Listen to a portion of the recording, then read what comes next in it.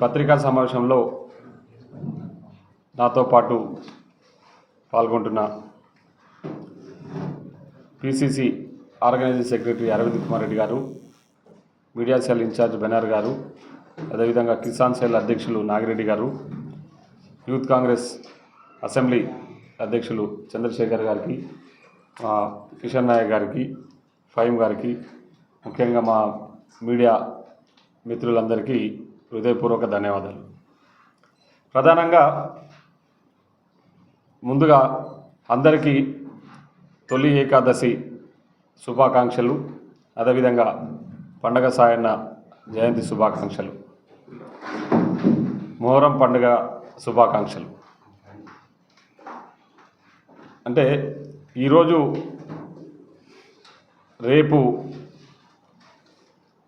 మంచి రోజు, రేపు ఇంకా మంచి రోజు కాబోతా ఉంది ఈ తెలంగాణ ప్రజలకు.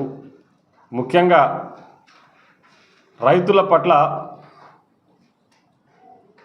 ఆనందాలు వెల్లివిరిసే రోజు కాబోతుంది రేపటి రోజు అని చెప్పేసి ఈ సందర్భంగా చాలా గర్వంగా, నేను ఒక రైతు బిడ్డగా, కాంగ్రెస్ పార్టీ తరఫున గెలిచిన ఎమ్మెల్యేగా,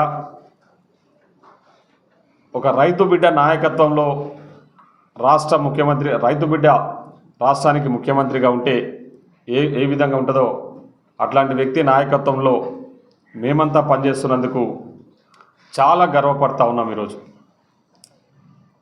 ఈరోజు మనందరికీ అన్నం పెట్టే రైతుల రుణాలు మాఫీ చేయాలని ఒక పెద్ద ఆలోచన చేసిన ఘనత కాంగ్రెస్ పార్టీది. గతంలో కూడా రైతులకు పూర్తి స్థాయిలో అండగా ఉండి రైతులను ఆదుకోవాలి, రైతుల రుణాలు మాఫీ చేయాలనే ఆలోచనతోన గతంలో కూడా గౌరవ మాజీ ముఖ్యమంత్రి రాజశేఖర రెడ్డి గారు ఉన్నప్పుడు ఏకకాలంలో లక్షల రూపాయల రుణమాఫీ చేసిన ఘనత కూడా ఆ రోజు కాంగ్రెస్ పార్టీది. మళ్ళీ 2022 జూన్లో మా ప్రియతమ నాయకులు, ఈ దేశానికి కాబోయే భావి భారత ప్రధాని శ్రీ రాహుల్ గాంధీ గారు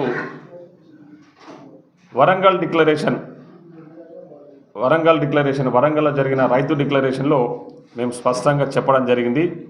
ఖచ్చితంగా కాంగ్రెస్ పార్టీ రాష్ట్రంలో అధికారంలోకి రాబోతా ఉంది. వచ్చిన వెంబడే రైతులకు 2 లక్షల రుణమాఫీ చేస్తామని చెప్పేసి ఆ రోజు చాలా గొప్పగా చెప్పిన విధంగానే ఈరోజు మాట నిలబెట్టుకోబోతా ఉన్నాం. రేపటి రోజు మీకు అందరు కూడా తెలుసు, ఈ 2 లక్షల రుణమాఫీకి నాంది పలకబోతా ఉన్నాం. రేపు అనగా గురువారం రోజు 18వ తారీఖు రోజు మొదటగా ఈ 2 లక్షల రుణం ఏకకాలంలో మాఫీలో భాగంగా రేపు ₹1,00,000 లోపు ఉన్న రైతులందరికీ కూడా రేపు 4 గంటలకు రైతుల ఖాతాల్లో ఈ రుణాలన్నీ కూడా జమ చేయబోతా ఉన్నాం. ముఖ్యంగా ఎలాంటి ఆంక్షలు లేకుండా మేము రేషన్ కార్డు విషయం కూడా చాలా స్పష్టంగా చెప్పడం జరిగింది. రేషన్ కార్డు అనేది ఓన్లీ కుటుంబాన్ని గుర్తించడానికే తప్ప రుణమాఫీకి ప్రామాణికం కాదని చెప్పేసి, రుణమాఫీకి ప్రామాణికం రైతు యొక్క పాస్బుక్ మాత్రమే అని చెప్పేసి చాలా స్పష్టంగా చెప్పినాం. సో ఈరోజు కూడా చెప్తా ఉన్నాం, రైతుల రుణాలకు మాఫీ చేయడానికి ప్రామాణికంగా తీసుకోబోతా ఉన్న డాక్యుమెంట్ ఏంటంటే రైతు యొక్క పాస్బుక్ మాత్రమే అని చెప్పేసి కూడా ఈరోజు కూడా చాలా స్పష్టంగా చెప్తా ఉన్నాం. ఖచ్చితంగా రైతు పాస్బుక్ ఆధారంగా చేసుకొని ఈ 2 లక్షల రుణాల మాఫీ ఏకకాలంలో చేయబోతా ఉన్నామని చెప్పేసి ఈ సందర్భంగా మా మహబూబ్నగర్ జిల్లా రైతాంగానికి ఈ సందర్భంగా తెలియజేయబోతా ఉన్నాం.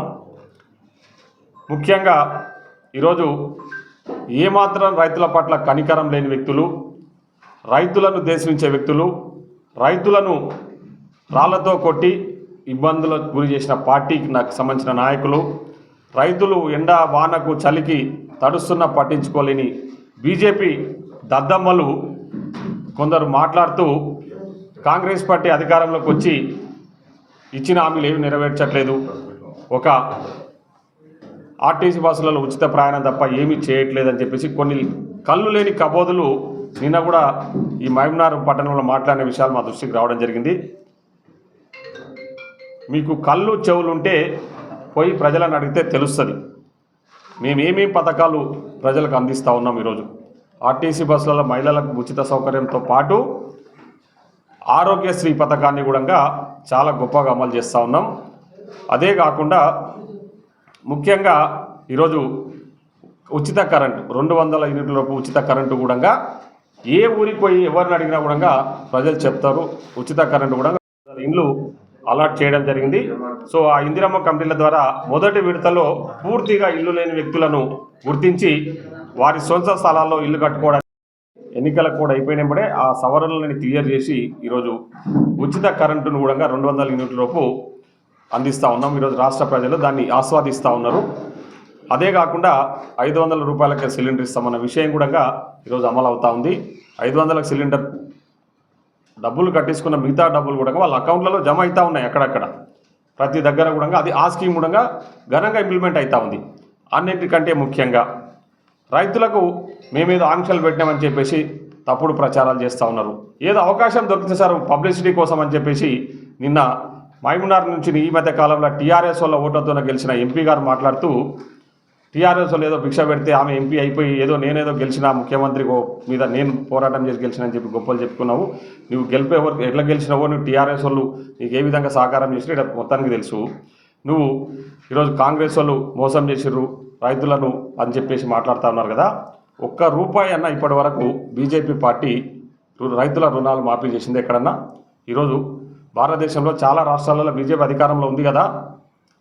మరి ఒక్క దగ్గరన్నా మీరు రైతుల పట్ల ఏమన్నా చిత్తశుద్ధి మీకు రైతుల పట్ల మీకు ఏమైనా చిత్తశుద్ధి ఉంటే ₹1 అన్న ఎక్కడన్నా మాఫీ చేయగలిగినరా? ఇప్పటి వరకు మీరు రైతులను పట్టించుకోరు, రైతుల రుణాలు మాఫీ చేయరు. కానీ పెద్ద పెద్ద బడా పారిశ్రామికవేత్తల లోన్లు మాత్రం మాఫీ చేస్తారు బీజేపీ వాళ్ళు.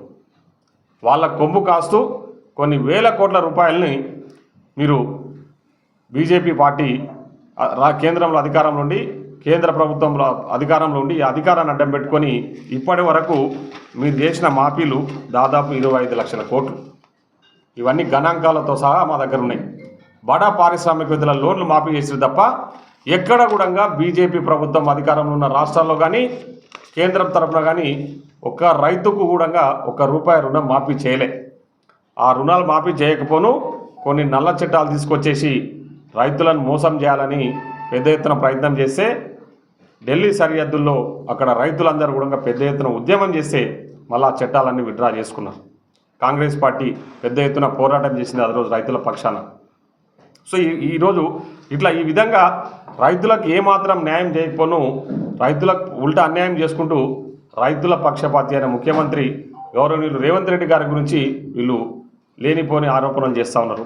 నిన్న హరీష్ రావు గారు కూడా మాట్లాడుతూ అరే మీకు ఇంత కూడా ఓపిక లేదు, మేము ఇప్పుడు విధి విధానాలు అనేటివి మీరు పెట్టిన ఆంక్షలు అవి. ఇంకా మీ ప్రభుత్వం అధికారంలో ఉన్నప్పుడు టీఆర్ఎస్ అధికారంలో ఉన్నప్పుడు మీరు పెట్టిన ఆంక్షలే, మేము ఆంక్షలు కూడా ఎత్తేసినాం. ఇప్పుడు ఏమీ లేకుండానే క్లియర్గా పాస్బుక్ అనేది ప్రామాణికంగా తీసుకొని రైతులకు రుణాలు మాఫీ చేయబోతా ఉన్నామని చెప్పేసి చెప్పినాం. రేషన్ కార్డు ప్రామాణికంగా ఇట్లా తీసుకుంటామని చెప్పేసి ఏదో అవకాశం వస్తే కాంగ్రెస్ను విమర్శించాలి, కాంగ్రెస్ మీద దుమ్మెత్తిపోయాలి. ఎందుకంటే కాంగ్రెస్ పట్ల ప్రజలు పెద్ద ఎత్తున ఆకర్షితులు అవుతూ ఉన్నారు. కాంగ్రెస్ పట్ల పూర్తి విశ్వాసం వ్యక్తం చేస్తూ ఉన్నారు.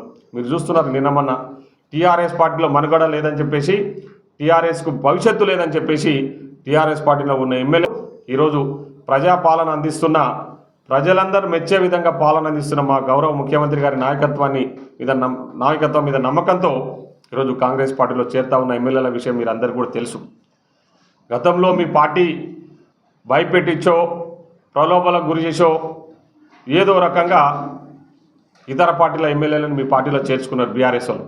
సిగ్గు ఎక్కువ లేకుండా ఈరోజు అదే టీఆర్ఎస్ పార్టీ నాయకులు పోయి మన స్పీకర్ గారికి వినతిపత్రం ఇస్తున్నారు ఆ ఎమ్మెల్యేలకు అనర్హులుగా ప్రకటించారని చెప్పేసి. మరి మీకు ఆ రోజు ఈ నీతి ఎక్కడ పోయింది, ఈ రాజ్యాంగం ఎక్కడ పోయింది? ఆ రోజు వేరే పార్టీల వాళ్ళని తీసుకొచ్చేసి వీళ్ళు మళ్ళీ ఉల్టా మంత్రి పదవులు కూడా ఇచ్చారు. ఆ రోజు లేని తెలివి, ఆ రోజు లేని రాజ్యాంగం ఈరోజు గుర్తొచ్చిందా మీకు?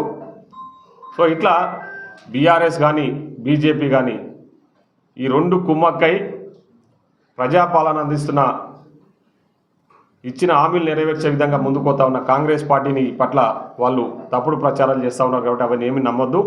ముఖ్యంగా రైతులకు నేను ఒక రైతు బిడ్డగా మీకు ఇచ్చిన హామీని రేపు నెరవేర్చబోతా ఉన్నాం.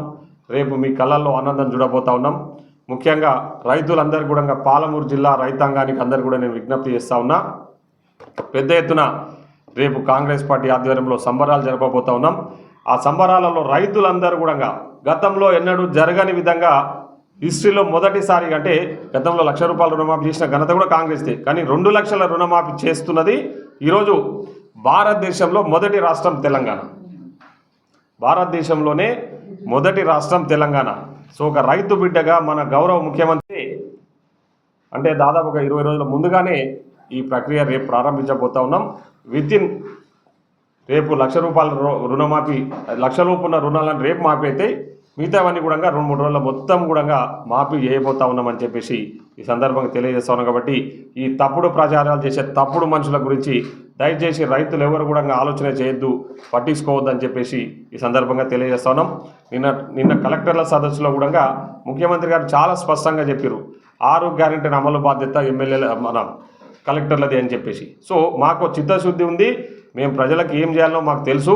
మేమేదో ఎన్నికల కోసమో మీలాగా తప్పుడు ప్రచారాలు చేసి తప్పుడు హామీలు ఇచ్చే వ్యక్తులం కాదు. కాబట్టి ఏదో అవకాశం దొరికితే పబ్లిసిటీ కోసమని మీడియా ముందు అడ్డగోలుగా మాట్లాడితే ప్రజలు కూడా మిమ్మల్ని క్షమించరని చెప్పేసి ఈ సందర్భంగా తెలియజేస్తూ మరొకసారి రైతులందరికీ కూడా శుభాకాంక్షలు తెలియజేస్తా ఉన్నాం. రేపటి రోజు మనందరికీ కూడా చాలా శుభదినం. మనం అందరం కూడా మా మీడియా మిత్రులు కూడా రేపు ఆహ్వానం పలకపోతా ఉన్నాం రేపటి సంబరాలలో. ఎందుకంటే మీరు కూడా చాలామంది మీడియా మిత్రులందరూ కూడా రైతు కుటుంబాలకు సంబంధించిన వాళ్ళే కాబట్టి